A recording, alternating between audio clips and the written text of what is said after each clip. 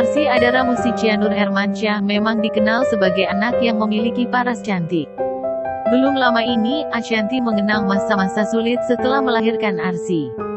Pasalnya, istri Anang Hermansyah sakit hati dengan bulian netizen pada putrinya kala itu. Diketahui, Arsy lahir dengan proses caesar dan memiliki berat 2,2 kg. Ashanty memang tak hanya diam saat mengetahui Arsy mendapat bulian. Kakak Arsy ini diejek bayi tua hingga terlalu kurus saat baru lahir. Ashanty mengungkap ia sangat bersyukur dikaruniai putri Arsy yang tumbuh dengan baik. Meski begitu, istri Anang tak menampik bahwa ia sangat sakit hati saat Arsy dibuli habis-habisan.